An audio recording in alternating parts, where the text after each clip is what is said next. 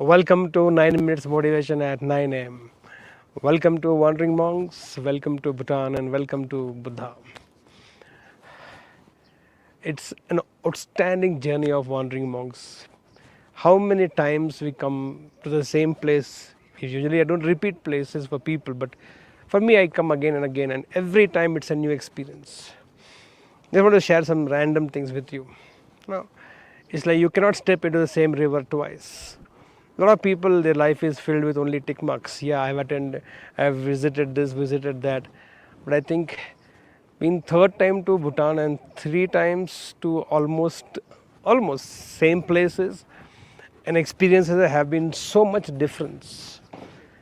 And it's like the same book you read twice, and you realize how much you missed for the first time. And that's how it is with every time we come to the same place.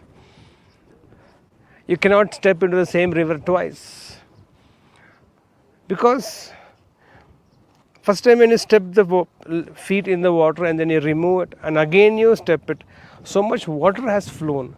You have experienced cold, chillness, wetness. Now with that new wetness you put again, it's a different experience altogether. And same is true with life. Somehow when I look at my own life 25 years ago, I don't even remember how much I lived. And I remember every day I have lived so much, because I've understood this. Every experience is different, even if it is in the same place, at the same time, on a different day. And that's the beauty of life. Place can be same, people also can be same, but the experience every time is new. And those of them have understood this. I think they live every moment knowing very well this is a new experience. Even if you go to the same restaurant again next day, and eat the same food or same dish you order, but you have grown so much in the process. The life has changed. Even if that cafe has not changed, even if the dish is still the same, you with a newer maturity, you with a newer mood, you with a different mood, that same dish tastes so differently. Life is all about experiences, and every experience, you cannot compare two people's experience in the same place, doing the same event. It is different experience. I think that is the beauty of experiences. And I think that's one great blessing I have in my life, that even if I come with a third group, third time to Bhutan, almost on the similar places, today this experience is so different, almost exclusive rights we have on Buddha today, and this amazing feeling. You cannot step in the same river twice. Every experience, every day is different, and if you're able to have this awareness, I think you look forward for next day. You enjoy the today's day, and that's how you keep making the most of the entire thing.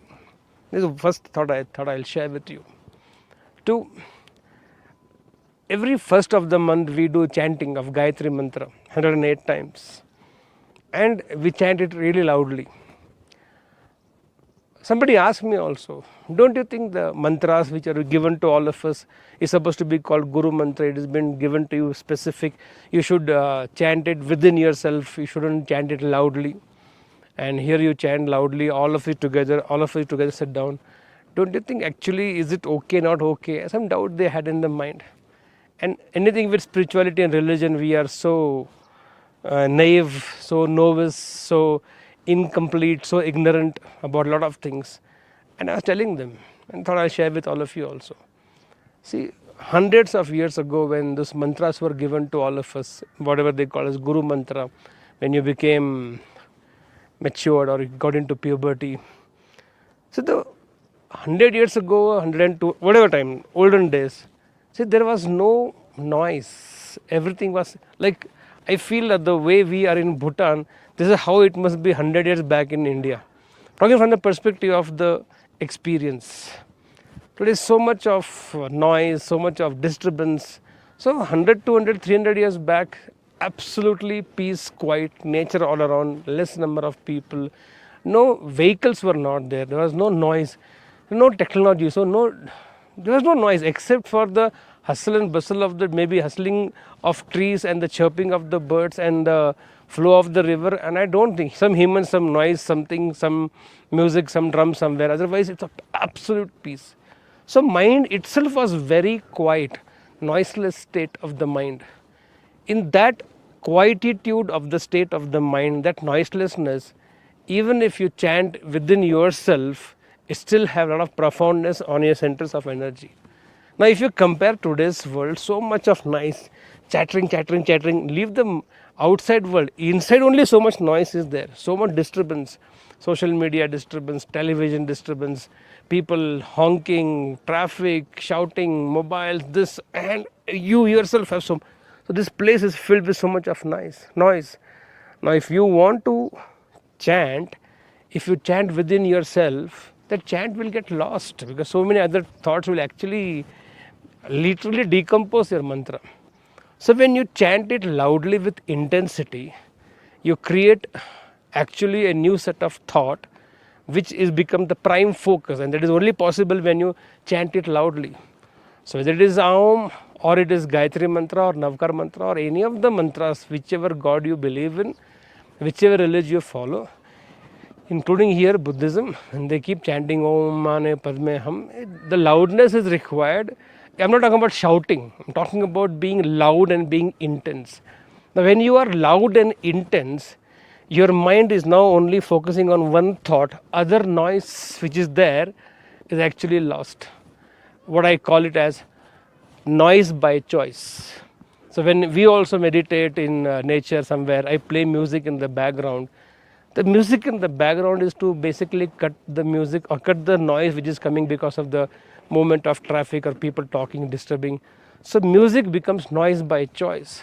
So in today's world, even if you also have this confusion that I also sit in my house and I chant mantra in my mind for 10 times or 11 times or 21 times or 108 times or whatever it may be, by chanting within the mind, today's mind is so much filled with so much of sensory load, so much of noise inside all of us, your mantra will not make any effect on you.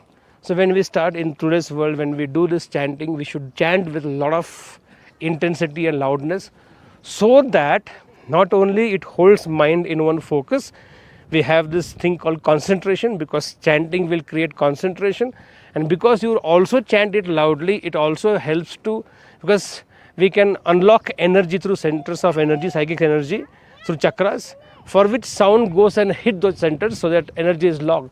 So for example, Aum is there, will hit in this posture, is this place, O here, in the top three centers, so the energy is also unlocked. So there is a dual benefit of chanting the mantra loudly. I thought I'll share with you this. Somebody asked this question, why to chant loudly? Since I am in a place where already it is quiet, peaceful, serene, I don't want to start with yes you can, yes I can. So with that belief that we will remember the two lessons of today. You can't step in the same river twice. And why should we chant loudly with intensity? Let's start this beautiful day. Let me chant what Buddha chanted. And with that we start our day together here. Om Mane Padme Hum, Om Mane Padme Hum, Om Mane Padme Hum, Om Mane